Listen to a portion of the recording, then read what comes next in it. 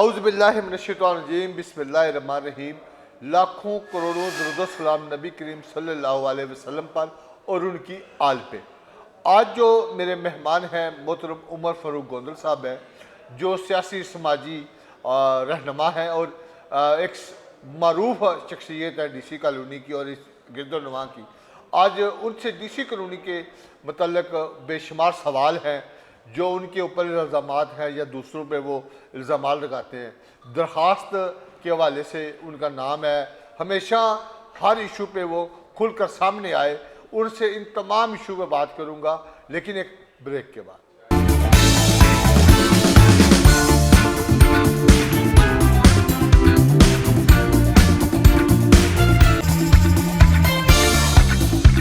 Welcome back.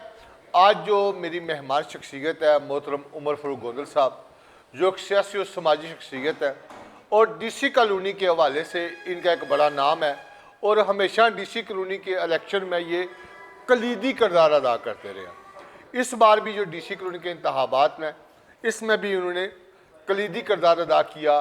12 मार्च को होने वाले इंतखाबात को एकदम दचका पहुँचाया, स्टे हेडर ले आए और DC कॉलोनी की सियासत में सबसे नुमाया नाम उमर फ़ारूक गोंदल साहब का है। इनसे मैं पूछूंगा कि उमर साहब, बहुत शुक्रिया आपका कि आप हर दौर में एक नए दोस्त के साथ रहे। हमने देखा कि आप 2001 से तकरीबन 2 दहाइयों से आप DC कॉलोनी के रहायशी, आपकी ज़मीन भी इस सोसाइटी के अंदर मौजूद थी। आप पहले अदवार में खालिद सुल्तान के साथ ही रहे, फिर आप बाद में दूसरे कभी उनके बारे में मैं पूछूंगा। सबसे पहले आप बताएं कि आपकी कितनी ज़मीन DC कॉलोनी में थी और कितना अर्सा आप खालिद सुल्तान के साथ रहे। बिस्मिल्लाहिर्रहमानिर्रहीम। खालिद सुल्तान नाल ते मैं बहुत थोड़ा अरसे रहा।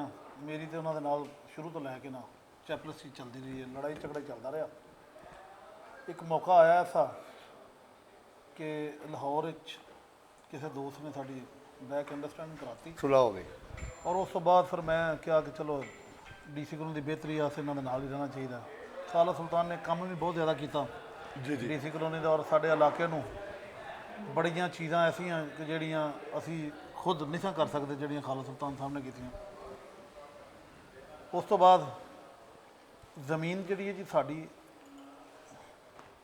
मड़ियाले बड़ाई की ज़मीन दे विच ही सारी कॉलोनी बनी है। जी। कोई राहवाली का रकबा सी, कोई ढिंगना का रकबा सी। मैं 2001 इस कॉलोनी दाखिल होया। शुरू तो पहला बुनियादी बंदा मैं ही हाँ कि जो एक कॉलोनी की बुनियाद रखी गई उस वक्त तो लैके 2023 तक मैं मुंसलिक हाँ। तुहाडे किन्ने एकड़ ज़मीन दे बदले कितनियां मुख्तलिफ टाइमां दे विच पहलों जो शुरू 4 ब्लाक बने ना, रावी ब्लाक जी मेन बुलेवार्ड उत्ते साडी ज़मीन सी जी उदों सानू 2.5 प्लाट मिले फी एकड़ दे। ठीक है। उस तो बाद एक्सटेंशन 3 का जोड़ा एरिया सी, एक्सटेंशन 3 और प्रोफैसर टाउन जी ते मेन रस्ता का फर्क कम अज कम 1.5 तो 2 किलोमीटर सी। जी ये प्रोफैसर टाउन जोड़ा कभी डिवेलप नहीं हो सकता जी अगर इनू मेन GT रोड के उत्तों रस्ता ना ना मिलता है जी। गल वो रस्ता अल्लाह के फजलो करम के नाल उमर फ़ारूक गोंदल ने खरीद के सोसाइटी ने दिता। और स्टार्टिंग दे विच 90-10 का फार्मूला और 48 मरले का फार्मूला साडा सब तो पहले MC ने किया, उस तो बाद AGM ने किया, उस तो बाद उसकी रजिस्ट्रार ने अप्रूवल दी। ये 90-10 का फार्मूला उदों का कि जो बुनियादी सोसाइटी शुरू हुई थी, उदों बुनियादी जो शुरू हो के अगे चलिया कम, फिर वह 90-10 का फार्मूला किसी नहीं मिला। फिर अमजद सलीम भट्ट साहब ने अपने चाहने वालों सर वो बाद में ये तमाम चीज़ें आपने जैसे बताया, आपने भी कोई रकबा खरीद के DC कॉलोनी को एक्वायर कराया, उसके बदले में आपने किक्स बैक ली और आप पे भी अरबों रुपए के कि आपने भी यहाँ से माल कमाया और रातों रात अरबपति हो गए। ये क्या कहानी है? मैं तो ना अरबपति अभी हूँ। मैं तो 2001 से मेहनत करता हूँ। मैंने ट्रैक्टर ट्राली और मिट्टी से काम शुरू किया। मेरे पास एक्सीवेटर और ट्राली थी 2001 में। जी 2001 से लेके मैं सफ़र अपना जारी किया। आज तक मैं अरबपति नहीं बना। जो लोग 3 साल पहले आए एक एक साल में अरबपति बन के चले गए हैं। हमने नहीं तो मेहनत की है। आपके पता लगे कि आपको खुद पता नहीं आपके पास पैसे कितने, ये कहानी है। मुझे ज़रूर पता है कि मेरे पास कितने पैसे हैं। मैं कहता हूँ कि वो जो लोग मुझे कहते हैं ना, जो लोग इक़्तिदार में रहे हैं, मैंने तो कई बार कहा कि यार मेरे साथ चेंज कर लो, आप मेरी ज़मीनें और मेरे प्लॉट अपने नाम करा लो, तो जो आपने किक बैक्स और 2 नंबरी से पैसा कमाया ना, वो मुझे दे दें।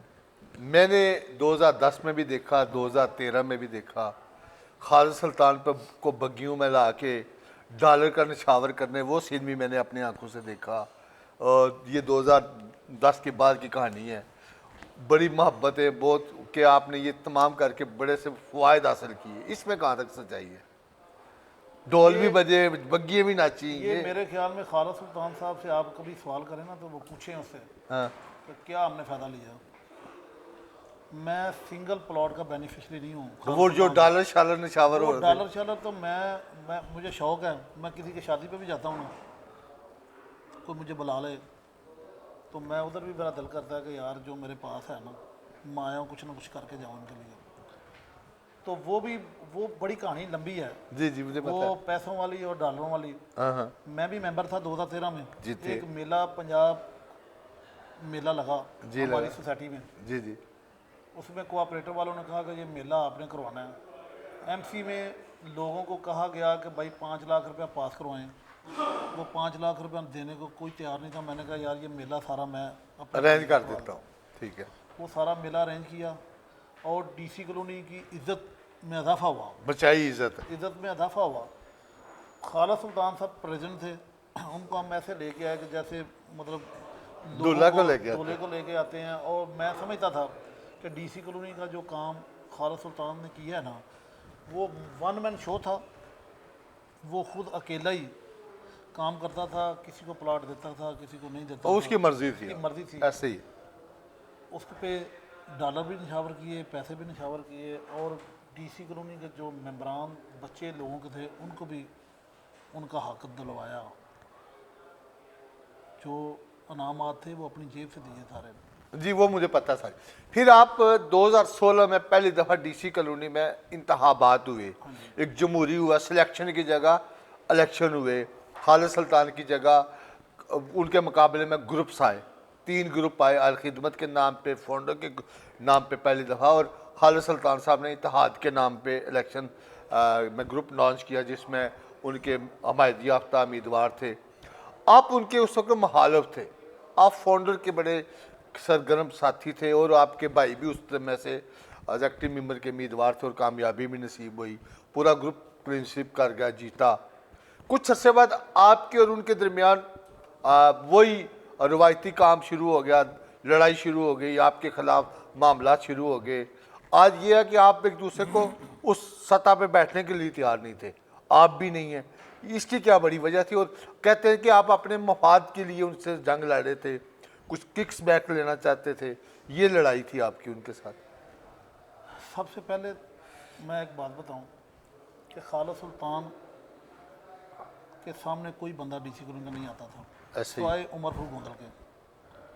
किसी ने कोई इलेक्शन नहीं करवाया। अल्लाह के बाद अगर इलेक्शन में लेके आया हूँ तो मैं लेके आया हूँ। अमजद सलीम भट्ट साहब को खड़ा किया। अमजद सलीम भट्ट साहब तो बाहर चले गए थे। परवेज़ भट्ट साहब से पूछें, सारी सारी रात हम लोग घरों में चले जाते थे, तो हम 1-1, 2-2 बजे तक बैठते थे और कहते थे कि किस तरह इलेक्शन लड़ेंगे खालिद सुल्तान के खिलाफ। खालिद सुल्तान उस वक्त बड़ी पावर में ताकत था। तावर में था। अमजद सलीम भट्ट साहब तो बाहर चले गए। उन्होंने आगे कहा कि यार मैंने इलेक्शन लड़, किधर मरवा दीजिए मुझे, मैंने इलेक्शन नहीं लड़ना। फिर इसको खड़ा किया, मतलब रोज़ इसको खड़ा करना हमने, इसने गिर जाना, फिर खड़ा करना, फिर गिर जाना। मैंने कहा अमजद सलीम भट्ट साहब सबसे पहले हम जाएंगे, उसके बाद आपकी तरफ कोई आएगा। ठीक हो गया। खालिद सुल्तान साहब उस वक्त अपनी हुकूमत में भी चीफ सेक्रेटरी भी रहे, पावरफुल आदमी थे, powerful एस्टेब्लिशमेंट आदमी के था। बंदे थे। वो कहता था जी मैं इलेक्शन मैंने होने नहीं देना। हमने इलेक्शन करवाया। और क्यों करवाया? अगर मुझे ये पता होता ना कि अमजद सलीम भट्ट ने जीत के ये करना है, तो मैं कभी इलेक्शन ना करवाता और खालिद सुल्तान को मैंने रहने देता कि खालिद सुल्तान ने जो करवाया ना अपने टाइम में, वो ना अमजद सलीम भट्ट करवा सका, ना आतिफ चीमा साहब करवा सके। अमजद सलीम भट्ट साहब जब आए उन्होंने जो हमारे साथ किया वो तो हमारा पर्सनल मामला है उनका। जी, जी। वो मैं कभी भी नहीं करूँगा कि उन्होंने दीवार लगा दी, ये जो कर दिया, वो कर दिया, वो कर ज़ाती दिया। मामला वो भी था। ज़ाती मामला उन्होंने किया। उसके बाद जो इकवार रकबे उन्होंने लिए, ये इंक्वायरी पड़ी हुई है मेरे पास, ये पूरी किताब है। ये 2020 में उसकी इंक्वायरी हुई, मेरी भी हुई। उन्होंने मेरे खिलाफ डॉक्यूमेंट दिए, मैंने उनके खिलाफ दिए। मेरे खिलाफ आज तक 1 रुपए की करप्शन साबित नहीं हो सकी। उस वक्त जब मैं ज़मीन पे बैठा था और अमजद सिंह भट्ट आसमान पे बैठा था। ये इंक्वायरी जब हुई 1 अरब 31 करोड़ रुपए की लाइबिलिटी फिक्स हुई इस पर। मैंने नहीं की, हाँ, महकमे ने की। महकमे ने की। वो आज तक चल रही है हाई कोर्ट के स्टे के। उसके ऊपर तो वो कहते हैं जी वो डीसी कॉलोनी के डे बाय डे मामला चलाने के लिए जो ठेकेदार थे वो खालिद सुल्तान के थे, सड़कें दूसरे तीसरे लोगों की तनख्वाहें, बिजली के बिल सोसाइटी के, वो सारे डाल के 1 अरब 31 करोड़ बना के मुझ पर ये झूठा इल्ज़ामात और केस है। मैं कहता हूँ कि अगर झूठा है तो मेरे पास सबूत हैं, आप बैठ जाए मेरे साथ। मैं कब कहता हूँ कि ना बैठन, जिस चौक में कहते हैं मैं ये लेके आ जाता हूँ। ये जो इकवार रकबा लोगों का डीसी कॉलोनी के 84 करोड़ रुपया हमने पंजाब बैंक से लिया और लोन पे लिया। 2.5 लाख रुपया पर डे हम बैंक को पे करते रहे डीसी कॉलोनी की राशि। उसके बाद जब ये आया इसने वो रकबे लिए जो रकबे डीसी कॉलोनी के ऑलरेडी पहले नाम हो चुके थे 2007 से 2008 से, ठीक हो जिनके इंतकाल डीसी कॉलोनी के नाम हो गए थे और डीसी कॉलोनी का कब्जा था, उन पर घर बने हुए थे। इस बंदे ने अपने किक बैक्स के लिए लोगों को, मिडल मैन को बीच में डाला और वो रकबे लिए। उस पर मैं और रजिस्ट्रार साहब दोनों रजिस्ट्रार साहब के पास गए और वो हमने एजेंडा आइटम कैंसिल करवाए। उस कैंसलेशन के बाद ये गए सेक्रेटरी साहब के पास, सेक्रेटरी साहब ने उसको नॉट अप्रूव किया और डे बाई डे का ऑर्डर किया। जो ये कहता है डे बाई डे, ये तो अल्लाह का बंदा उधर कहता था कि मैं तो रोज़ का रोज़ काम करके आता हूँ, मैं तो एक दिन भी आगे नहीं जाने देता। इसको डे बाई डे बाकी का भी नहीं पता था कि डे बाई डे होता क्या है। उसके बाद ये हाई कोर्ट चला गया जुल्फ़िकार चीमा साहब। हाई कोर्ट जब गए, हाई कोर्ट ने भी इसको डे बाई डे में रखा और केस रेफ़र कर दिया सेक्रेटरी साहब के पास। उनको कहा कि 15 दिन में फ़ैसला करें। उधर मैंने फिर एप्लीकेशन दी सेक्रेटरी साहब के पास। मैंने कहा जी ये इन्होंने ये कुछ ही नहीं किया, इन्होंने और भी बहुत कुछ किया। मैंने उधर फिर दोबारा पटिशन की और उस पर एक 44A की इंक्वायरी मार्क हो गई। ये वो इंक्वायरी है जो हाई कोर्ट के आर्डर के बाद आई। ये 20/5/8/2020 को इंक्वायरी जमा हुई है।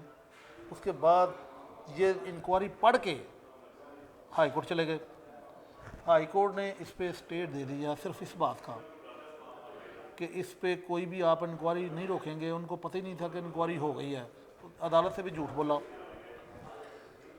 जब हम गए 1 टन की एप्लीकेशन, मुझे इन्होंने, मैं मदई था, मुझे इन्होंने पार्टी नहीं बनाया। जब मैं 1 टन में गया मैंने कहा जी ये तो इंक्वायरी 5 माह उधर जाते रहे हैं, पेश होते रहे हैं और ये इंक्वायरी पढ़ के आए हैं। इंक्वायरी जो है ये इंक्वायरी इनके ख़िलाफ़ हो गई है। इंक्वायरी को पढ़ के हाई कोर्ट में आए ना, इन्होंने हाई कोर्ट को भी झूठ बोला है। लेकिन उसके से पहले ऑर्डर हो चुका था। ऑर्डर यही हुआ था इनकी इंक्वायरी करें, इनकी इंक्वायरी के इनके ख़िलाफ़ जो आउटपुट आपने करना है, जो काम भी करना है, वो इस रेट पटिशन के फैसले के बाद करना है। उससे पहले ये 3 बार सस्पेंड हो चुके हैं अमजद सिंह भट्ट साहब, वकास शाद खोखर साहब। क्यों सस्पेंड हुए थे? मैंने ये अपने दौर में हुए थे, अपने जो दौर में 19 मैंने किए थे। इन्होंने करप्शन की, गलत काम किए। जो रजिस्ट्रार रोकता है, जो पूरे पंजाब का इंचार्ज है कोऑपरेटिव सोसाइटी का, वो रोक रहा है, मैं तो नहीं रोक रहा। उसने रोका, ये नई बात आए, उन्होंने इनको सस्पेंड वो किया। कहते हैं जी 137 दरखास्तें आपने उनके खिलाफ दी। मैं रोज दरखास्तों के दफा करता हूँ, नहीं, तो इसके क्यों ना बावजूद दे? क्यों? डीसी कॉलोनी के रिहायशियों के लिए मैंने काम किए। भाई क्यों ना देते? एक्सटेंशन 2 बनाई, एक्सटेंशन 1 के ऊपर काम। किसने बनाई एक्सटेंशन? अमजद सलीम भट्ट साहब कहते अमजद सलीम भट्ट साहब ने कहाँ से बनाई? वो कहते हैं वो 4 खालिद- द्वारी मैंने ना, की, ना, ना, 4 द्वारी 4 द्वारी उन्होंने कहते हैं मैंने की द्वारी- और सीवरेज उन्होंने बनाई। मैं कहता हूँ वो भी आपको बताता हूँ। तो 4 द्वारी तो सिर्फ हमारी मुखालफत में बनाई। बनाई तो सही ना, कोई नहीं, सोसाइटी 4 द्वारी के नहीं, बगैर हो कोई सकती है? बनाता नहीं। 4 द्वारी, जो 4 द्वारी सारी थी, जो नक्शे में नहीं थी, हाँ। वो 4 द्वारी हमारे नक्शे में आज तक नहीं आई थी, इसने बनवाई। ठीक है। सारी 4 द्वारी हमारी बनी हुई थी पहले।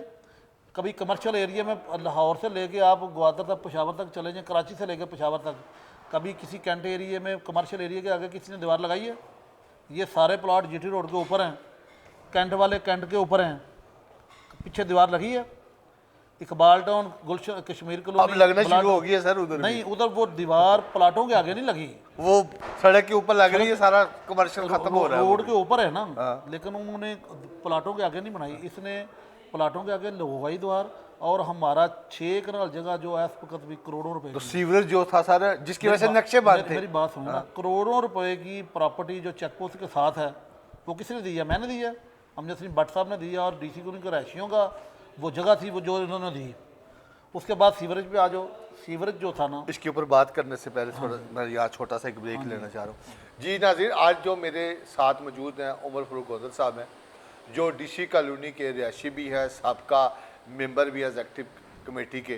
तो उनसे बहुत सारे ऐसे सवाल हैं उनके मतलब साबका रजीम, उन तमाम पे बातचीत शुरू है, लेकिन आगे बात करने से पहले यहाँ लोगों का छोटा सा ब्रेक।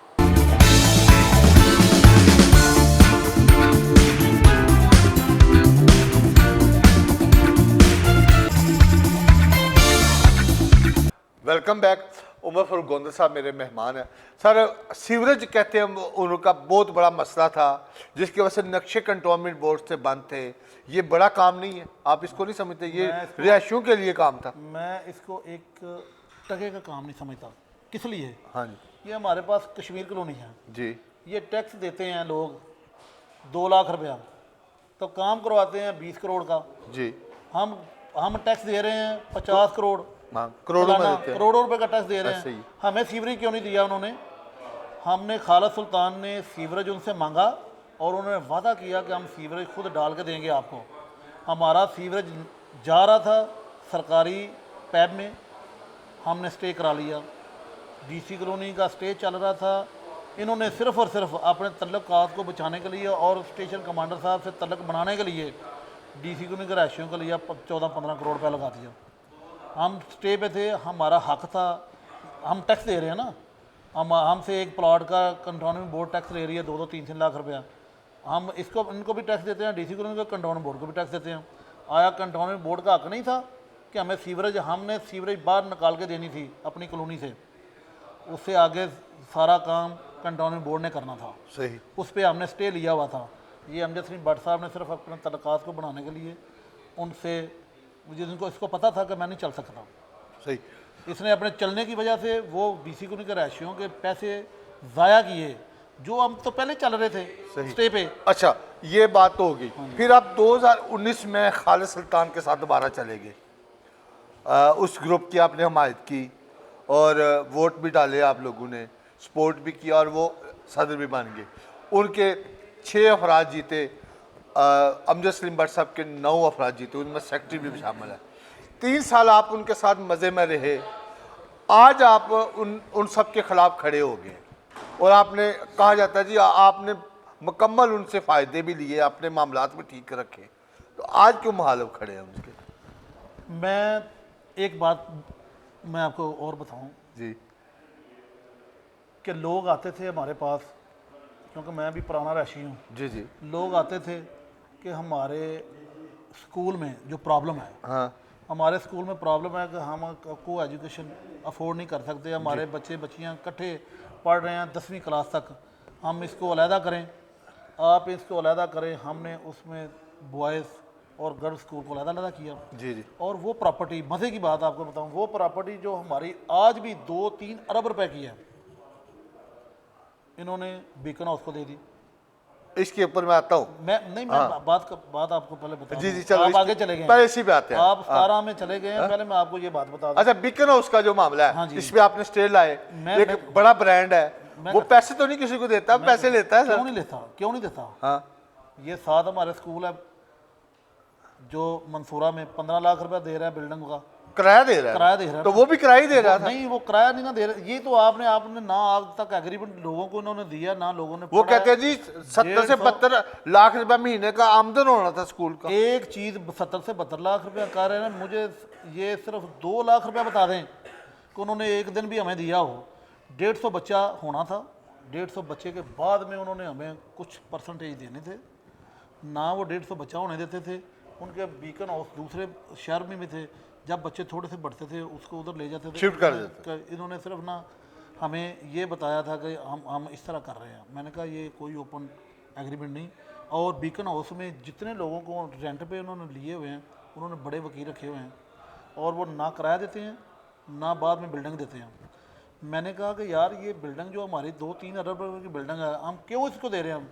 हमने बिल्डिंग बनाई है लोगों के बच्चियों के लिए, आप इनको क्यों दे रहे हैं? किसी रहायशी को पूछा, ये आए 3 दिन के लिए, 3 साल के लिए, और उनको 25 साल के लिए लिखे के दे दिया। एग्रीमेंट किया। इनके कोई बाप की प्रॉपर्टी थी, ये सोसाइटी के रहायशियों की और सोसाइटी के मेंबरों की प्रॉपर्टी है। यानी आप कहते हैं कि इसमें कोई सच्चाई नहीं है, उन्हें रेंट पे नहीं करना था। मेरी बात सुने, ना उन्होंने रेंट पे करना था ना उन्होंने कब्जा देना था। भाई ये मुझे पता है, मेरे अल्लाह को पता है, मैंने अपनी जेब से पैसे लगाए और जैसे कब्जा लिया, तहसीलदार साहब को पूछे, गार्डों को पूछे, हमने स्टे कैसे लिया। वो अल्लाह ताला उसकी ज़िंदगी दराज करे, लंबी करे। वो रजिस्ट्रार साहबा थी जो, उसने कहा कि आप खड़े होंगे, डीसी कॉलोनी के मेंबर नहीं होंगे तो मैं खुद खड़ी हो जाऊंगी, और उसने आर्डर इनके खिलाफ किया और उसमें इनको सस्पेंड किया। अब क्या करेंगे? अब वो बिल्डिंग आपके पास अब है। मैं बिल्डिंग कभी भी जाने नहीं दूंगा इंशाल्लाह ताला। डीसी को उनके रहायशियों की बच्चियाँ अलहदा और बच्चे अलहदा पढ़ेंगे। बीकन हाउस, ये सिर्फ इन 3-4 लोगों के बच्चे जाते थे बीकन हाउस में। हमारा स्कूल की जो तालीम थी वो बहुत अच्छी थी। जब ये आए हैं, इन्होंने मैट्रिक पास, FA पास लड़कियां उधर रखी, टीचर रखी, जो अच्छी टीचर से उनको फ़ारग किया। एक जो टीचर है हेड मिसिस, उसके साथ पहले उन्होंने साथ रहे, फिर ये रहे।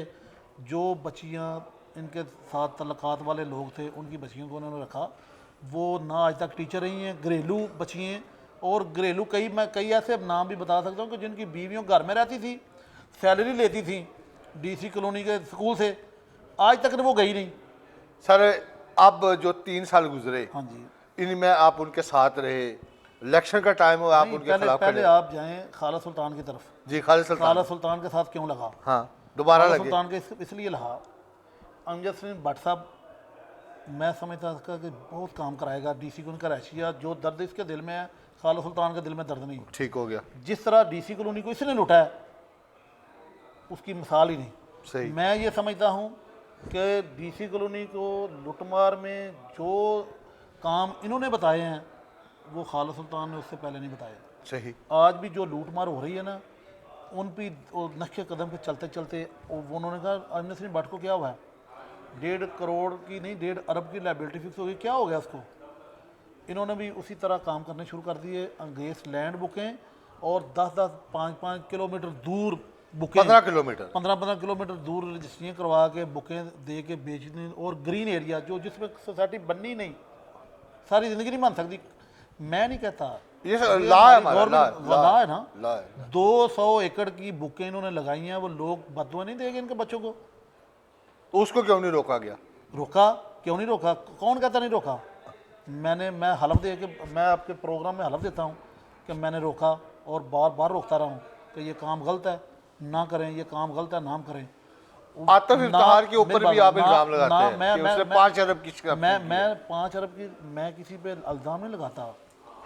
डॉक्यूमेंट बोल रहे हैं, मैं नहीं बोल रहा। मैं कौन होता हूँ किसी पे इल्ज़ाम लगाने वाला? ये चीज़ें बोल रही हैं कि एक बंदा ग्रीन एरिया की बुकें 200 एकड़ की लगा रहा है। क्यों लगा रहा है? इल्ज़ाम तो मैं इसलिए लगाऊँ ना, मैं कोई पैसे दे के आया हूँ कि मैंने रिश्वत के पैसे दे के आ गया हूँ। भाई वो ग्रीन एरिया की बुकें बोल रही हैं, जो 5-5, 4-4 किलोमीटर दूर एरिया लिए हैं, उनकी वो बोल रही हैं चीज़ें, मैं नहीं बोल रहा। वो कहते हैं आखिरी दिनों में, हाँ चले आखिरी दिनों में क्या किया है? हाँ जी, आखिरी दिनों में कभी कोई ऐसे काम करता है? तो उन्होंने जनाब ये मोहम्मद हुसैन वाला मामला है जी, हल हुआ। मोहम्मद हुसैन वाला क्या हल हुआ है? हल हुआ क्या हल है। हुआ वो है? इतने 20 साल से लोग स्ट्रगल में थे, उनका हक उनको दिया उन्होंने। किसी रहायशी को पता ही नहीं। देखें, जो ज़मीन एक्वायर हो गई है हमारे नाम पे है, उसके 12.5 एकड़ बनते थे, उनके नाम आज तक फर्दे निकल रही हैं। जी ऐसा ही है। 16 एकड़ के प्लाट क्यों दिए? उनके बहन भाई भी शामिल थे साथ। उसके बहन भाइयों ने आज से मैं रजिस्ट्रियाँ पेश करता हूँ, उन्होंने रिट की हर जगह पे। एक स्टाम्प चाहे उसके नीचे आपका सिग्नेचर है गवाह के। वो मैं बताता हूँ, मैं इस पे नहीं। हाँ। वो जो चला रहे हैं ना, हाँ। वो 90-10 वाला फार्मूला जो डीसी कॉलोनी एक्सटेंशन 3 का रास्ता, मेन रास्ता जो मैंने दिया, उस पे हैं फैन मेरे जी। और किसी पे मेरे फैन नहीं है। सही। ये वो चला रहे हैं, मैं कहता हूँ आए मेरे सामने बैठे हैं। नहीं, वो जो चला रहे हो झूठा चला रहे हैं। नहीं झूठा नहीं, वो सच्चा है। हाँ। मैं उसको नहीं कहता कि झूठा है। अच्छा। मेरे सहन है, मैं उसको ऑन करता हूँ। ठीक है। लेकिन उस वक्त के सहन है जब डीसी कॉलोनी को मेन रास्ता एक्सटेंशन 3 के लिए नहीं मिल रहा दरकार था और इन्होंने सारा ओपन किया था कि जो भी रास्ता देगा हम 100% देंगे। ठीक हो वो गया। 10% मैं अकेला नहीं, उसमें अमर को बड़ाई साहब के वाला साहब के भी सहन है। ठीक है। हाँ, है। अधीदार 5 बंदों ने साइन किए हैं। मैंने कहा जो मर्जी बंदा लेके आए। मैंने उधर जगह खरीदी और जगह खरीद के इनको रास्ता दिया, 120 फुट रास्ता दिया। उसके बाद 40 फुट की 2 रोडें थी जिनके पैसे नहीं लिए। जी ऐसे ही। समझ लिखी आधी ज़मीन जो है मेरी वो चली गई उसमें रोडों में, और जो ज़मीन बची उसमें मैंने 90-10 का फार्मूला लिया। और मैंने नहीं लिया, वो कानून कायदे से लिया और रजिस्ट्रार साहब का लेटर है और वो प्रूफ किया उसने। सही। नहीं तो जो आतफ के बारे में आप चीमा साहब के बारे में बात कर रहे हैं, इसमें कहाँ सदाकत है? वो एक जमींदार घराने से उसका ताल्लुक है, खाते पीते, वो आप उस पर अरबों का निज़ाम लगाते हैं। मैंने एक दिन भी तो इल्ज़ाम नहीं लगाया। कौन कहता है मैंने इल्ज़ाम लगाया? मेरे भाई मैं फिर भी यही बात करता हूँ, सारे ज़मींदार तबके से हैं। मैं भी ज़मींदार तबके से हूँ। मेरे वालद की भी प्रॉपर्टी थी, उनके वालद की भी प्रॉपर्टी थी। जितनी उनके वालद थी सारे ज़माने को पता, नूरे कोट को पता, मेरी जितनी थी मेरे मड़ियाले वड़ाई को पता है। जी ऐसे कोई ही। हमको इंडिया से तो आए नहीं, इधर से ही है ना सारे। ऐसे ही ऐसे ही। इधर ही काम करते रहे हैं। कोई मोटरसाइकिल पे काम करता था, कोई साइकिल पे काम करता था, कोई मिट्टी का काम करता था। सारे हम लोगों को इस डीसी कॉलोनी ने इज्जत दी है, पैसा दिया। हाँ। नहीं, पैसे कैसे देती है? मुझे ये बताएं, ये पैसा डीसी कॉलोनी कैसे देती वो मैं है? ये चीज हमने हमारे नाज़रीन के लिए मैं बताएं। कहता हूँ कि मैं आप लोग खिदमत के नाम पे आते हैं डीसी कॉलोनी, क्या जो मेंबर है, सदर है, सेक्रेटरी हैं, इनको सैलरी देती है लाखों में, कोई सैलरी नहीं। तो फिर पैसे कहाँ से आते हैं? ये बताओ। जब आते हैं ना, जब आते हैं लोगों को यही कहते हैं कि हम लोगों की राशियों की खिदमत खिदमत के लिए करेंगे। उसके बाद जब इक़्तिदार और कलम चलती है ना, हाँ। फिर कोई भी काम राशियों के बेनिफिट के लिए नहीं होता, सारे काम होते हैं अपनी जेब के लिए। वो जो सारे 15 बंदों की टीम बनी होती है ना, उसमें सारे बंदे जो हैं वो कभी कोई ब्लैकमेल कर रहा है, कोई ब्लैकमेल कर रहा है। एक काम कहता है मैंने काम करवाया तो मेरा नहीं होगा तो मैं आपके खिलाफ हो जाऊँगा। दूसरा कहता है ये इसी तरह 3 साल चलते रहे हैं। अच्छा अच्छा। 84 बुकें आपको पता है कैंसिल हुई जी, थी, हुई थी। फिर वो अलाट भी हुई है। 5 और ज़्यादा हो गई है। वो हो गई, वो बिक गई। वो ग्रीन एरिया की थी। मैं कहता था ना दें यार, क्यों देते हैं? ये लोग जो प्लाट लेके अपने घरों में बैठे हुए हैं, जिनके बच्चियों की शादी कल को करनी है, जिन्होंने बच्चे को पढ़ाना है, वो कल को बेचेगा, आएगा, वो कहेगा तेरा तो प्लाट ही नहीं। वो कहेगा जी ये सदर साथी के सहन है, वो कहेगा जाओ जो सदर पहले था उसके घर जाओ। नहीं, ये तो कोई नहीं जानता। सोसाइटी जिम्मेदार है कि या सदर नहीं, जिम्मेदार ये है? सोसाइटी कोई जिम्मेदार नहीं। सोसाइटी इसलिए जिम्मेदार नहीं कि वो बुकें कोई कंफर्म नहीं करता। वो प्रोविजनल बुकें थी, वो प्रोविजनल बुकें जिसका रिकॉर्ड डीसी कॉलोनी में है। मैं बताता हूँ ना आपको। हाँ। आजकल गत्ते चल रहे हैं, आपको पता है ना, पता है मुझे। गत्ते चल रहे हैं। मैं कल चीफ इंजीनियर साहब के दफ्तर बैठा हुआ था, एक बंदा गत्ता लेके आया। वो कहता जी मेरा नंबर कंफर्म करें। वो कहता यार ये तो नंबर नक्शे में आई नहीं, मैं कहाँ से कंफर्म करूँ? वो कहता जी मैं तो फलाने बंदे से लिया उसने, उस बंदे को जाके कहें कि आके नंबर आपको बताए। ये सारे गत्ते 198 प्लॉट अलाट हुए हैं, जिसमें जी ब्लॉक, ई ब्लॉक के प्लॉट हुए हैं। जी है ही नहीं उधर। वो है नहीं, जी है नहीं, मैं कहता हूँ कि जी है, मैं बताऊँगा आपको। हाँ। जी है लेकिन वो नंबर उधर नहीं है। नहीं है। और जी ब्लॉक 20-20 डूंगे टोए में, जो आतिफ चीमा साहब खुद समझते हैं कि मैं खुद मौके पे लेके गया हूँ उसको कि यार ये मशीनें लगी हुई हैं हमारी ज़मीन पे, मिट्टी उठा रहे हैं, इनको रोको। पहले लोग ज़मीन देते थे डीसी कॉलोनी को ज़मीन दे के बुकें लेते थे, बुकें फरोख्त करते थे, बाद में मशीन लगा देते थे, उधर मिट्टी उठाई जाती है। ऐसे ही है। मैं खुद जाके मैं चश्मदीद गवाह हूँ और हल्फन कहता हूँ कि मैं आतिफ चीमा साहब को मैंने घर से उठाया और मैं मौके पे लेके गया। मैंने कहा भाई ये देखें। जी, आज मेरे जो मेहमान हैं उमर फारूक गोंदल साहब हैं, जिनसे बड़ी दिलचस्प गुफ्तगू हो रही है। 2 अदवार जो पिछले गुजरे हैं उनके मतलब आगे मैं उनसे पूछूंगा कि जब इन्होंने एक ग्रुप तश्कील दिया पासबान, उससे पहले एक महाफज ग्रुप भी था जिसको ख़त्म कर दिया गया, उसके दोस्त इनमें शामिल हो गए। इन्होंने भी 2-3 लोगों को ऑफ़र की मिल के इलेक्शन लड़े, वो क्यों इनको छोड़ के गए? इन तमाम सवाल के जवाब लूँगा इनसे, लेकिन एक ब्रेक के बाद।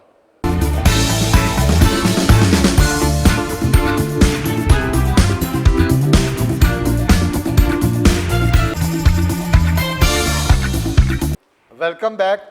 आज जो मेरे मेहमान हैं उमर फ़ारूक गोंदल साहब हैं, जो डीसी कॉलोनी के एक मारूफ सियासी और समाजी शख्सियत है। सर, आपका आबाई इलाका भी मंडियाला है, हम लोग आपको बचपन से देखते हैं, जानते हैं, और मैं भी क्योंकि इस इलाके का ही रहने वाला हूँ। आप हमेशा सियासी किरदार अडॉप्ट करते हैं, हमेशा मैं वो अल्फाज यूज़ नहीं करता जो आपके मतलब लोग यूज़ करते हैं, जिस नाम से ख़ताब से आपको पुकारते हैं, तो किंग मेकर मैं कह भी देता हूँ। लेकिन आप हमेशा इलेक्शन को किसी बुनियाद पे लेके आते हैं। इस बार भी आपने 12 मार्च को होने वाले इलेक्शन को आखिरी टाइम पे दचका दे दिया, उसको रोक दिया स्टे ऑर्डर से। आपने ग्रुप बनाया जिसमें आमिर को वड़ाई साहब और साई बरादरान और शाहिद साहब जो आपके साथ है नायब सदर, इस दूसरे लोग ये शामिल थे। आपने अदर ग्रुप के जो सदर के उम्मीदवार उनको भी ऑफ़र की, आपकी इनके साथ डील नहीं हो सकी। फिर आप कहते हैं कि उन लोगों ने उधर डील कर लिया, अमर को विराज ने, दूसरे ने, और जो लोग उनके खिलाफ करप्शन के खिलाफ खड़े थे, तो ऐसा क्या हुआ कि वो आप लोगों को छोड़ के आपके साथ नहीं आए, जो करप्शन के इस वक्त अलम बरदार है, आपने एक झंडा उठाया हुआ है। लेकिन वो लोग जो क्लीन एंड कहते थे कि हम साफ हैं, वो आज फिर उसी ग्रुप के साथ इलेक्शन लड़ रहे हैं, नायब सदर के भी, सदर के भी, जिन्होंने कई रिटें दायर की उनके खिलाफ। इसकी क्या वजह आप समझते हैं? ये मेरे ख्याल में आप उससे पूछें, मैं सिर्फ एक आपको सारी बात का पता है, मुझे एक पता बात है। बताता हूँ। हाँ? ना मैंने वो ग्रुप बनाया था, ना मैं उस ग्रुप में था। नहीं थे। मुहाफ़त ग्रुप बना, मुहाफ़त ग्रुप टूटा। ये मुहाफ़त ग्रुप वाले बताएंगे कि अमर को बड़ाई साहब क्यों गए हैं या दूसरे नहीं, आपने भी तो उनको सदर की ऑफर की थी। मैंने क्यों सदर की ऑफर की थी? हाँ। ये जो हमने ग्रुप बनाया ना जी उन्होंने कहा कि जी ये प्रॉब्लम है, वो मैं प्रॉब्लम बताना नहीं चाहता इधर। जी वो प्रॉब्लम थे, मैंने कहा यार अगर वो इलेक्शन लड़ना चाहता है, वो कहता है जी मैं करप्शन के खिलाफ हूँ, हाँ तो मैं यार वो सारे मसले मसाइल जो है ना मैं हल कर देता हूँ अल्लाह के बाद को। मैं बहुत बड़ा जी मुझे पता है सारी, ना वो मेरे पास कोई इतने मुनासिब नहीं है, लोगों के बाद बहुत ज़्यादा पैसे हैं, मुनासिब नहीं है वो, ठीक है। ना मैंने किसी को लेके आया हूँ, मैंने कहा कि नया ग्रुप बनाएं और साफ सुथरे लोग लेके आएँ। ये जो सूलतकार एक दूसरे के बने हुए इनसे कोई बंदा ना ले। नहीं, फिर आमिर साहब आप उनको कन्विंस करने में नाकाम हुए? नहीं, मैंने कन्विंस किया उसको। मैंने कहा आपकी यही जगह बनती है, आप उधर ना जाएं। फिर क्यों गए? आपने 1300-1400 या 1200 वोट लोगों से लिया, आपने कोई किरदार ऐसा नहीं अदा किया 3 सालों में कि आप अब फिर उधर जाके खड़े हो जाएं। लोग पूछते हैं लोग कि भाई आपने क्या किया? आप कुछ नहीं कर सके, ना आपने कोई ऐसी एप्लीकेशन दी है, ना उनके खिलाफ आप खड़े हुए हैं। ठीक है, आप उधर ना जाएं, आप इधर खड़े हों, यही ग्रुप आपका बनता है। मैं आप मेरे भाई हैं, मैं अकेला आपके पास आया हूँ। आपको कोई भी प्रॉब्लम है अल्लाह के बाद मैं वो पूरी करूँगा। और आप इस तरह वो मेरे साथ उन्होंने कमिट किया, ऐलान भी होने लगा था, ऐलान भी होने लगा, सारी चीज़ें पता नहीं क्या हुआ, रातों रात उनको वो चले गए। मिठाई की टोकरियाँ भी आ गई हाँ थी। वो चले गए। उसमें मैं लंबी बात नहीं करना चाहता, मैं ये करना चाहता हूँ कि खाला सुल्तान के साथ क्यों लगा। अच्छा, एक और चीज़, हाँ जी। खालिद साहब के बाद बात, फिर ये हुआ कि बीच में आपका मामलात ख़राब हो गए, जैसे आपने बताया, वो चले गए। फिर जो 137 दरखास्तों वाले साई साहब, वो भी तो चैम्पियन थे करप्शन के खिलाफ, वो क्यों गए उनके साई खिलाफ? साहब मेरे भाई हैं, मेरा आज एक रात को ही उनके साथ छोटी सी बात पे ना इख्तलाफ हो गया। जी साई साहब आते थे मेरे पास, आते थे, मुझे पता है, यही बात है, कहते थे यही ये पूछ रहा हूँ कागज़ दे दें, ये कागज़ दे दें, मैंने इनको जेल में कराना है, मैंने इनको इधर कराना है, मैंने इधर। और मैंने कहा साई साहब कुछ नहीं करना आपने। हाँ। और नहीं मैंने गोंदल साहब इनको ऐसे कर देना, मैं तुम देंगा, मैं ये कर दूंगा, मैं वो कर दूंगा, जज्बाती हो जाते थे। तो मैंने जो डॉक्यूमेंट उन्होंने मांगना मैंने उनको दे देना। वो हमारे डॉक्यूमेंट दिखा के, मुझे तो यही पता चलता है कि हमें दिखा के ना उनको सीट मिल गई और वो चले गए हैं। सदर की सीट उन्होंने ले ली। उनका कोई करप्शन के साथ तल्लक नहीं कि करप्शन कौन करता है कौन नहीं करता। सिर्फ मैं तो यही कहूँगा कि हमारे पास जो भी बंदा आया ना, खुद आया और 2-3 दिन हमें उन्होंने दिखाया कि हम मीटिंग कर रहे हैं गोंदल साहब के साथ, गोंदल साहब हमारे साथ मीटिंग, तीसरे चौथे दिन वो हमें बेच के चला गया। ठीक है ना, वो यही एक कहानी है। कोई करप्शन के साथ नहीं, कोई किसी के साथ नहीं, कोई तल्लकात नहीं।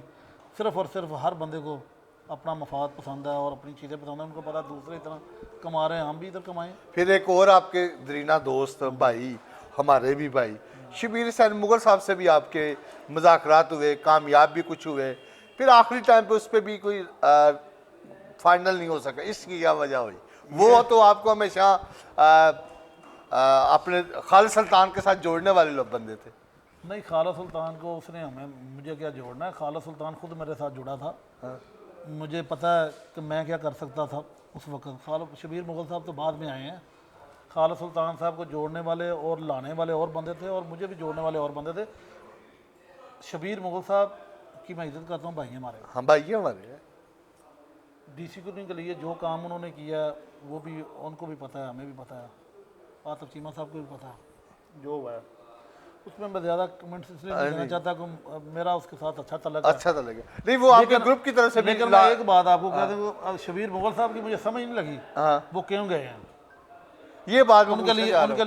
उनके लिए ये ग्रुप अच्छा था। हाँ अगर इसमें रहते, अगर वो उनको भी सदर की ऑफर थी। नहीं, सदर की नहीं ऑफ़र की थी, नायब उनको नायब सदर की ऑफ़र की थी। लेकिन हर बंदे के अपने अपने मफादात हैं। शबीर मुगल साहब के मफादात उनके साथ मुंसलिक थे, और आतिफ चीमा शबीर साहब के मुगल साहब आतिफ चीमा साहब की वजह से ही वो गए हैं, किसी और की वजह से नहीं गए। नहीं ठीक है। उनके मफादात मुंसलिक थे, उनके साथ वाबस्ता थे, वो चले गए हैं। वो भाई हैं हमारे, कोई बात नहीं, फिर आ जाएंगे। मफादात को सब ठेस पहुंचती है ना, तो फिर बंदा पीछे की तरफ ही भागता है। खालिद सुल्तान साहब आज आप दोस्तों के साथ खड़े नहीं है, वो तीसरी जगह जाके खड़े हो गए जहाँ से आपकी मुखालफत शुरू हुई, आज वहाँ जाके खड़े हो गए। खालिद सुल्तान साहब, मैं क्या कहूँ उनको, बुजुर्ग है हमारे, मैं बड़ी उनकी इज्जत करता हूँ। लेकिन खालिद सुल्तान साहब इस वक्त ना डरे हुए हैं। किससे? वो डरे हुए हैं इसलिए कि यार डराने वाला डर गया। डराने वाला नहीं, उसने किसी को कभी डराया ही नहीं। वो खुद डरा हुआ है और सहूलतकार बने हुए हैं एक दूसरे के। मैं आपको एक बात बता दूं, जी अमजद सलीम भट्ट साहब जब प्रेसिडेंट था जी तो खालिद सुल्तान अमजद सलीम भट्ट को कहता था काम, करते थे। अपने बंदे को नहीं कहता था, और खालिद सुल्तान का काम करता था। और अमजद सलीम भट्ट को मैंने देखा है, उसके प्लाट उसके घर जाके ट्रांसफ़र करवाता था। आज वो सहूलतकारी सिर्फ इसलिए हो रही है कि वो हमें ना छेड़ें। हम उन्होंने शबीर मुगल साहब का उधर जाना, आतिफ चीमा साहब के साथ खड़ा होना, और खालिद सुल्तान का इधर आना और इसकी नुमाइंदगी करना, और वो शहजाद भट्ट साहब हैं, एक नदीम खोकर साहब हैं, इनका उधर जाना, ये इस बात की निशानदेही करता है कि ये दोनों ग्रुप जो है ना वो एक साथ दूसरे के साथ मिले हुए हैं, और एक दूसरे के साथ इनके यानी आप कह रहे हैं गेम प्लान है। गेम प्लान, और दोनों एक दूसरे के सूरतकार है। ये चाहते हैं कि तीसरा बंदा आ गया ना तो हम दोनों ग्रुप कटारे में खड़े होंगे और हम हिसाब देते रहेंगे। ऐसा करें कि ये तीसरे ग्रुप को आउट करें। अब भी गेम हो रही है। जो सदर है, जो लोग आतिफ चीमा साहब के साथ खड़े हैं, वो वोट देना चाहते हैं अमजद सलीम भट्ट साहब को, और जो अमजद सलीम भट्ट साहब की तरफ बंदे खड़े हैं वो आतिफ चीमा को वोट देना चाहते हैं। यानी आप कह रहे हैं ये फार्मूला है कि सदर ऊपर से वो ये फार्मूला आपको समझ ना आई होगी, मुझे तो आ गई है, या दूसरे किसी बंदे को ना आए। खालिद सुल्तान साहब का उधर जाना, दूसरे बंदा शबीर मुगल साहब को जो खालिद सुल्तान साहब कहीं कर नहीं ना, ऐसे ही या जो शबीर मुगल साहब खालिद सुल्तान साहब को कहीं होता है कि नहीं होता, आपको पता? ऐसे ही। तो ये क्या हो गया? ये तो मैं आपसे पूछना चाह रहा हूँ कैसे हुआ, मुझसे क्योंकि आप भी खास आदमी थे। मुझसे ना पूछे, उनसे पूछे। मैं तो कहता हूँ ये दोनों एक दूसरे के सहूलतकार हैं और DC को उनके रहायशियों को लूट रहे हैं, दोनों मिलके। सही। पहले उसने लूटा, फिर इन्होंने लूटा। वो जो बंदे थे जो AGM में खड़े हो गए, ये कहते थे कि हमने 15 बंदों की एप्लीकेशन दी है, हमारी एप्लीकेशन को बात नहीं करता, ये चोर हैं, ये इन्होंने बड़ा कुछ लूटा है, बड़ा कुछ ये किया है। आज किधर खड़े हैं? मैंने तो आतिफ चीमा की एक बार भी मैंने कमिटमेंट की थी। कमिटमेंट क्यों की थी? सिर्फ DC कॉलोनी के मफाद की खातर, कि DC कॉलोनी के रहायशियों के मफाद की खातर को मैं कोई ऐसी एप्लीकेशन ना दूँ ये कल को कहें एप्लीकेशन कहते हैं, एप्लीकेशन क्यों ना दें एप्लीकेशन। चीमा साहब के बारे में आपने कोई मेरे अभी भाई तक मुझे एप्लीकेशन ये दी बात है? बताएं कि मैंने आतिफ चीमा साहब के वक्त में भी कोई 3-4 केस किए हैं जो काम मुझे समझने में नहीं आते थे। मैं कहता था ये काम गलत है, मैं नहीं होने दूँगा। ठीक है। बाद में मैंने ये जो 3 चीज़ें रोकी हैं वो मैंने रोकी हैं। अलग बात, अपनी जेब से पैसे दिए, मैंने कोई DC कॉलोनी के अकाउंट से पैसे नहीं दिए। ये सिर्फ़ और सिर्फ मुझे ये बताएं कि ये जो काम कर रहे हैं, लोगों के रहायशी मेंबरों के वोट हैं और रहायशी मेंबरों के साथ हैं, नो प्रॉफिट नो लॉस पे ये DC कॉलोनी चलती है। कोऑपरेटिव सोसाइटियाँ नो प्रॉफिट नो लॉस पे चलती हैं, या ना मेरे बाप की सोसाइटी है ना नहीं, किसी जो और के उन्होंने बाप की दो सोसाइटी काम है एक्सटेंशन 3 का जो नक्शा अप्रूवल कराया, इतना कराया? बड़ा काम कारनामा, किसने फिर पेट्रोल पंप आपको बाहर जाना पड़ता वो बनाना शुरू किया, उसमें भी वो रुकावटें। पेट्रोल पंप ये सामने निकलेंगे वो देख लें उसकी हालत भी, उसमें भी किक बैक्स हैं। हमारे मेंबर जो हैं ठेकेदारों को फ़ोन करते हैं कि हम फ्रंट मैन हैं, हमसे आके बात करो, ये पड़ा हुआ है उसी तरह। क्यों नहीं बनने दिया? मैंने नहीं बनने दिया। हाँ। क्यों नहीं बना, उनसे पूछना कि क्यों नहीं बना भाई। वो 14 करोड़ वो लगा के हमने वो नक्शा पास ठेकेदार- कराया, वो उसके ठेकेदार- उसकी वो कुलंदाजी हुई, और बेल्टिंग भाई हुई, वो उसमें भी ठेकेदार रुकावटें। ठेकेदार मेरे भाई पैसे नहीं देते। ये जो कहते हैं खाला सुल्तान के ठेकेदार हैं, ये ठेकेदारों को हटा देते। क्यों ठेकेदार खाला सुल्तान का रखा इन्होंने? इनमें जरूरत नहीं, पावर नहीं थी, इसलिए उनका उसका ठेकेदार नहीं गया। अगर उमर फारूक गोंदल होता तो सारे जाते। और मैं आपके प्रोग्राम में ये बात कहना चाहता हूँ, अगर अल्लाह ने हमें इज्जत दी और ये ग्रुप आ गया, इख्तिसाब ज़रूर होगा। नहीं, जो आपका DC ग्रुप कॉलोनी है, आपका ग्रुप आप समझते हैं कि इस अहल है, इसकी जो नीचे टीम है या ऊपर 4 लोग हैं, 15 लोग, ये साहिल है कि ये डीसी कानून के इतने गंभीर मसाइल हल कर सके? ये जो इन्होंने जो किया है ना 6 सालों में, इसमें मसाइल पैदा ज़रूर होंगे, लेकिन इंशाल्लाह ताला 1 महीने में ये पटरी पे चढ़ जाएगा, ज़्यादा लंबा नहीं जाएगा। वो कहते हैं जी मैंने नक्शा पास करवाया, नहीं, इस पे कौन भी सा आपने कुछ ऐसे लोग शामिल किए हैं कबीना में जो रबर स्टंप हैं, जिनको जहाँ कहेंगे साइन कर देंगे। कोई बंदा इसमें रबर स्टैंप नहीं, 2 पावरें ऐसी हैं, सदर और सेक्रेटरी, दूसरे बंदे बेचारों ने क्या करना। सेक्रेटरी आपका भाई घर का? मेरे भाई है ना, मैं कहता हूँ, मैं अपने भाई का मैं कहता हूँ कि मेरा भाई अमजद सलीम भट्ट के साथ था। हाँ, 1.5 साल में रिजाइन करके चला गया। 23 साल तो तुसी स्ट्रगल ही सो भी कह रहे। मैं 23 साल तो स्ट्रगल विच हां, और मैं किंग मैकरी दा लफज ही जड़ा ना ये तकबराना है। मैं डीसी को रैशियाँ से मैं समझना कि मैं 23 साल की स्ट्रगल है और मेरा तजर्बा है। अपने तजर्बे तो मैं लोगों को मैं दसना कि ए बंदे ए कर रहे हैं, ए बंदे ए कर रहे हैं। अच्छा, आखिरी चुने दसो, ਇਹ ਜਿਹੜਾ ਇਲੈਕਸ਼ਨ ਹੈ ਇਹਦੇ ਖਲਲ ਪਾਇਆ ਤੁਸੀਂ, ਹਾਂਜੀ, ਔਰ ਇਹਦਾ ਤੁਹਾਨੂੰ ਕੀ ਫਾਇਦਾ ਹੋਣਾ ਹੈ?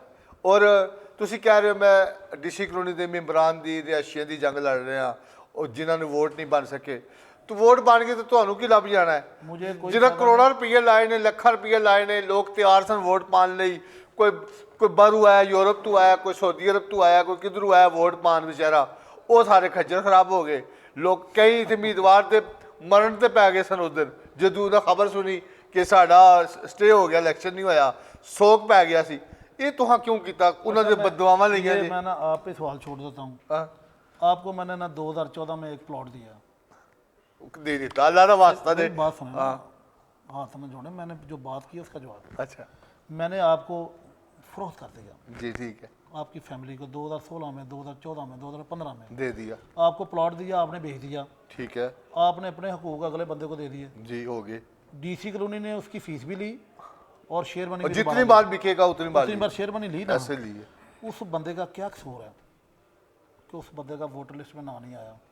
हमारे हर एग्रीमेंट में, ये एक एक एग्रीमेंट मेरे पास है, हर एग्रीमेंट में लिखा हुआ है जब नक्शा पास होगा ये अबूरी फाइल अलाटेड बुक में शामिल कन्वर्ट हो जाएगी। ठीक हो गया। 1.5 साल हो गया है, 1.5 साल हो गया नक्शा पास हुए। हाँ। इन्होंने क्यों नहीं की? बेल्टिंग की तो है। वो बेल्टिंग तो ये अपने लिए की है ना। मैं कहता हूँ कि वो लोग जिनकी लोगों की ज़मीनों पे घर बन रही, कॉलोनी बन रही है, उन लोगों को नंबर क्यों नहीं दिया? उन लोगों को वोट डालने का हक क्यों नहीं दिया? उधर लोगों ने अपनी इन्वेस्टमेंट की है, करोड़ों रुपए की इन्वेस्टमेंट की है, करोड़ों रुपए के लोगों ने प्लॉट लिया हुआ, एक एक प्लॉट 1.5 करोड़, 1.25 करोड़ रुपए का प्लॉट है उधर। सिर्फ इसलिए आपके उनके मैं वोट सिर्फ डाले जाए। उन लोगों के वोट, मेरा कोई वोट नहीं उसमें। ठीक है, हो सकता है एक भी ना मिले। मैं हल्फन कहता हूँ कि मेरा ना उधर कोई रिश्तेदार है, ना किसी मेरे आप जानते भी नहीं। मेरे अपने प्लॉट में किसी को नहीं जानता। मैं उन लोगों के हक के लिए और उनके वोट के लिए मैं कहता हूँ कि वो वोट जिधर मर्जी जाएँ, वो मुझे सिर्फ भट्ट को दें, वो आतिफ चीमा को दें, जिसको भी इनको मर्जी दें, किसको मर्जी दें, मुझे उसमें कोई गर्ज नहीं। लेकिन मैं चाहता हूँ कि उनका हक उनको मिले। अगर आज उनको हक नहीं मिलेगा तो कब मिलेगा? अच्छा, फिर आपका एक नारा है, पहले इत्तेसाब फिर तो वो मैं कहता इंतहाब, हूँ, अगर देखें ना, मैंने वो कैसे करेंगे? वो जो मैंने किया है, जो मैंने किया है, ये मैंने नहीं किया, अल्लाह ताला की मदद से हुआ है। जैसे ये हुआ है ना, ऐसे ही वो होगा। ठीक है, इंशाअल्लाह ताला इत्तेसाब होगा। अमजद सलीम भट्ट साहब ने जो लाइबिलिटी वाले प्लाट हैं वो मैं नहीं डलने दूंगा और लाइबिलिटी देनी पड़ेगी। जो मौजूदा रजीम ने काम किया है इंशाअल्लाह ताला ये भी रोकूंगा और इन पे भी इंक्वायरी कराऊंगा और जो लाइबिलिटी इन पे बनेगी वो डीसी के उनके रहायशियों के अकाउंट में जाएगी। आप आखिरी सवाल, हाँ जी। आप पे अदर ग्रुप के सरबराह वो भी इल्ज़ाम लगाते हैं, मोहतरम बाजवा साहब, उनके साथ भी आपका इत्तेहाद होने जा रहा था, वो क्यों नहीं हुआ था? आखिर में ये बता दें। बाजवा साहब मेरे बुजुर्गों की तरह जी, मेरे बाप की उम्र के हैं, वो जितने मर्जी इल्ज़ाम लगाएं, कोई एक चीज़ एविडेंस, मैंने मेरी गाड़ी बढ़ी हुई है कागज़ों से, कोई एक एविडेंस लेके आए कि जी गोंदल साहब ने ये किया। मैं जिसके साथ खड़ा हूँ, पहले दिन से खड़ा हूँ, आखिरी दिन तक मैं रहा हूँ। ये जितने बंदे हैं ना, जो कोई लकड़ बकड़ कोई इधर से आ गया, कोई इधर से आ गया, ये सारे बंदे फिरते रहे हैं, हम फिरे नहीं, इनके साथ खड़े हैं, लास्ट दिन तक इनके साथ ही रहूँगा। ठीक हो। खालिद सुल्तान की मुखालफत की है, खालिद सुल्तान अमजद सिंह भट्ट के साथ खड़ा हूँ, तो मैं खड़ा हूँ, मुझे कोई चीज़ नहीं चाहिए थी। अमजद सिंह भट्ट से जाकर पूछें, मेरी किसी इश्तिहार पे फ़ोटो होती थी? सबसे ज़्यादा काम मैंने किया है। अमजद सिंह भट्ट ने जब लूटा है, डीसी को उनको मायूस किया है, मैं इस वक्त खालिद सुल्तान, मैं समझता था कि खालिद सुल्तान अब आखिरी टर्नओवर में काम आखिरी करेगा, टर्नओवर में काम करे, मरते मरते कोई ना कोई काम ऐसा कर जाए। लेकिन नहीं किया। नहीं किया तो उसने नहीं किया, मैं उसके उसके भी हक में नहीं हूँ। मैं कहता हूँ उसने गलत किया और एहतसाब के कटहरे में आएगा। उसने साइन किए हैं, बुकें उसने साइन की हैं, मैंने नहीं की। अगर मुझ पे कोई इल्ज़ाम लगाता, मैं तो किसी वक्त भी ना सदर रहा हूँ, ना सेक्रेटरी रहा हूँ, ना कोई ऐसा मेंबर रहा हूँ जिसकी कारकर्दगी से कोई चीज़ का नफ़ा और नुकसान। मैं तो अपनी जेब से पैसे लगाता हूँ, मेहनत की कमाई से अपना काम करता हूँ। मैंने कोई ज़मीन ली है उधर लाएँ, मैंने सिर्फ 6 एकड़ लिए हैं, वो मैं आज भी कहता हूँ, और मैंने 6 एकड़ PP1 में लिए हैं। जब ये दूर दराज काम करने लगे, मैं इनको रोकता रहा, मैंने कहा ना करें, ये डीसी को उनके रहायशियों का भी नुकसान है और आपके बच्चों के मरते मरते ये लोग गालियाँ देंगे, बददुआएं देंगे। सही। जिस बंदे का प्लॉट ही ना निकले 10 साल बाद, तो वो क्या करेगा? जी, वो आपके बच्चों को पीटेगा। जी, बहुत शुक्रिया गोंदल साहब, आपका अपना कीमती टाइम दिया हमारे लिए। मैंने कोशिश की है कि आपसे वो तमाम इशू पे बात करूं जो आपके गिर्द घूम रही है, आपके मतलब भी और दूसरे ग्रुपों के मतलब भी, और बुनियादी जो स्टे लेने का मकसद वो भी उजागर कर सकूं। ये तमाम इशू पे मैंने कोशिश की है आपसे जवाब लेने की। उम्मीद है नाज़रीन को भी आपकी गुफ्तगू पसंद आएगी। मुझे दीजिए इजाज़त, अगले प्रोग्राम तक के लिए अल्लाह हाफिज़।